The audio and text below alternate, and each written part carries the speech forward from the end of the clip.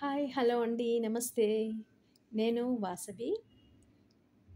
ఈరోజు నేను గణేష్ ఘట్ట టెంపుల్‌లోని స్వామివారి అభిషేకం చేయించుకోవాలని అనుకున్నాను.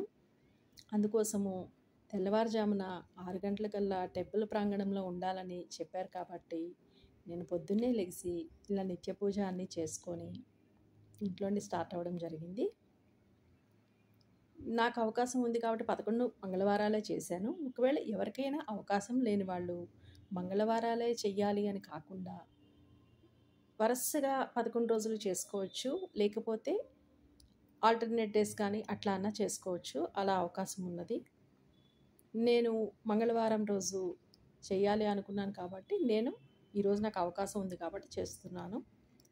టెంపుల్‌కి స్టార్ట్ అవ్వడం జరిగిందండి. ఇప్పుడు టైం 4:30. ఈ టైంలో పటాన్ చెరువులోని వెళ్ళే దారి, టెంపుల్‌కి వెళ్ళే దారి ఇదంతాను. పటాన్ చెరువు నుంచి టెంపుల్‌కెళ్ళే దారి ఇదంతాను. చాలా ప్లెజెంట్‌గా ఉంది వాతావరణము. చుట్టూ చెట్లు, మొత్తము తోటలు అన్నీ ఉంటాయక్కడ. కొత్త కొత్త న్యూ కన్‌స్ట్రక్షన్స్ కూడా అండర్ కన్‌స్ట్రక్షన్ చాలా జరుగుతూ ఉన్నాయక్కడ. అవన్నీ గూడా చూడొచ్చును. ఆ వెళ్ళే దారంతానది. ఈ టైంలో వాతావరణం చాలా బావుంది. అందులో తెల్లవారుజామున 4:30, 5:30 ఆ టైంలో అసలు వాతావరణము ఇంక చెప్పక్కర్లేదు. నిజంగా ఆ టెంపుల్‌కి నేను ఆ టైంలోని వెళ్ళటం అనేది చాలా అదృష్టంగా భావిస్తున్నాను. ఎందుకంటే ఇంట్లో అన్నీ పూర్తి చేసుకొని మళ్ళీ ఆ టెంపుల్‌లో అడుగుపెట్టడము 6 గంటల టైంలోనంటే చాలా అదృష్టము. చూడండి వాతావరణం ఎంత బావుందో అసలు. టెంపుల్ మొత్తం ఫుల్ లైటింగ్ పెట్టారు. గణేష్ టెంపుల్ దగ్గర అంతాను. ఆ టెంపుల్‌లో మొత్తం లైటింగ్ ఇదంతాను. ఇది ఎంట్రన్స్.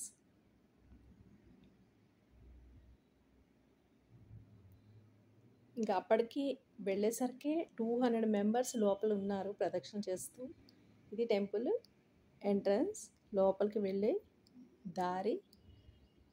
ఇదిగోండి అభిషేకానికి సంబంధించినటువంటి పూలు, పళ్ళు, అలాగే బియ్యము, బెల్లము, అటుకులు అన్నీ స్వామివారికి సంబంధించిన సామాన్లన్నీ ఇవన్నీను. వస్త్రము, అలాగే జంధ్యము, పాలు, పెరుగు, తేనె, నెయ్యి, పంచదార, పన్నీర్ ఇవన్నీ తీసుకురావాలని చెప్పారు. అందుకోసం అన్నీ తీసుకొచ్చి నేను ఇవ్వటం జరిగింది. ఆ గర్భగుడి లోపలికి తీసుకెళ్ళి రూ. 251 టికెట్ ఉంటుంది. తీసుకెళ్ళి పూజ చేయించారు. చాలా బాగా అనిపించింది పూజ. తర్వాత ఇక్కడ ప్రదక్షిణ చేసే ఆ కార్డ్ అది. తర్వాత అభిషేకానికి సంబంధించినటువంటి అన్ని వస్తు సామాగ్రి లిస్ట్ అది. అలాగే సత్యనారాయణ స్వామి వారి వ్రతం చేసుకోవాలి అని ఎవరైనా అనుకుంటే గనక ఆ లిస్ట్ కూడా అక్కడ ఉంటుంది. అక్కడ పూజలు చేయించుకోవచ్చు. అలాగే ఇక్కడ నాగదేవతలు ఇవి. ఈ నాగదేవతల దగ్గర పాలు పోసి దండం పెట్టుకోవచ్చు. ఆ చుట్టూరాను నేను ఇందాక చెప్పినటువంటి ఆ ముడుపులు ఉంటాయి. స్వామివారికి కట్టిన ముడుపు మొక్కుకొని ఎవరైతే అనుకుంటారో వాళ్ళు ఆ ముడుపులన్నీ కట్టినవండి అవన్నీను. అలాగే నవగ్రహాల టెంపుల్ కూడా పక్కకే ఉంది. ఇదంతానే ఈ ప్రాంగణం. ఈ తెల్లవారుజామున కాబట్టి అసలు చాలా ప్లెజెంట్‌గా ఉంది వాతావరణము. ఇక్కడంతాను హోమాలు అన్నీ చేస్తారు.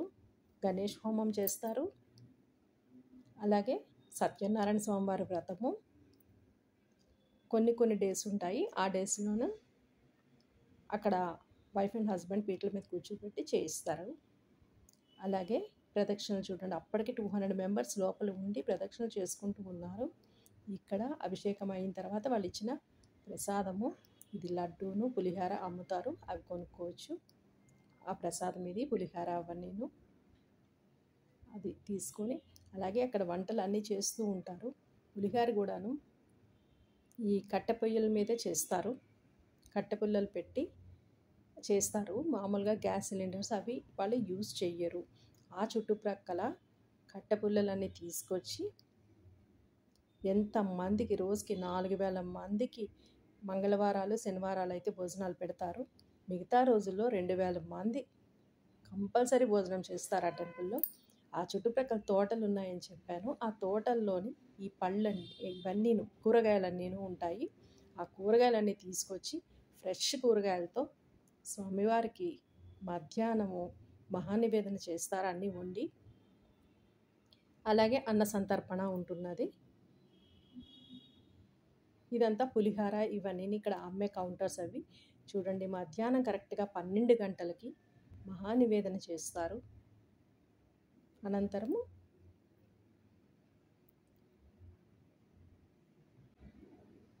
అన్న సంతర్పణ ఉంటున్నది. మహానివేదన ఎవరైతే అన్నదానానికి డబ్బులు కడతారో వాళ్ళు గర్భగుడి లోపలికి అలాగా స్వామివారికి తీసుకుని వెళ్ళి అలాగా లోపలికి వాళ్ళని రాణిస్తారు. అట్లా చేస్తారు. ఇదండి గణేష్ గడ్డ బ్లాగ్ 3 కంప్లీటెడ్. నెక్స్ట్ ఇంకో టెంపుల్తో మీ ముందు ఉంటాను. నా ఛానల్ కనుక మీకు నచ్చితే లైక్ చేసి, షేర్ చేసి, సబ్స్క్రైబ్ చేయండి. కింద మీకు నచ్చితే కామెంట్ పెట్టండి. థ్యాంక్ యూ అండి మీ సపోర్ట్కి.